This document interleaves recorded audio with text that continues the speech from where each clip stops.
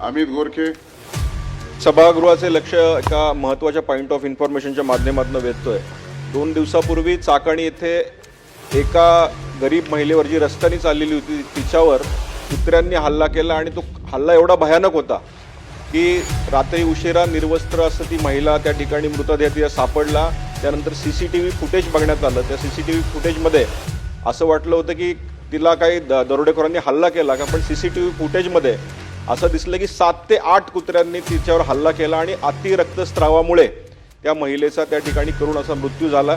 तर अशा प्रकारच्या घटना ह्या सातत्यानं घडतात। याच्यावर प्रशासनाने अंकुश आणून या भटक्या कुत्र्यांवर खऱ्या अर्थानं एक चांगला निर्णय बऱ्याच वेळा यावर डिस्कशन झालंय, पण चांगले आदेश आणि निर्णय होणं गरजेचं असल्यानं मी पॉईंट ऑफ इन्फॉर्मेशनच्या माध्यमातून ही माहिती देतो।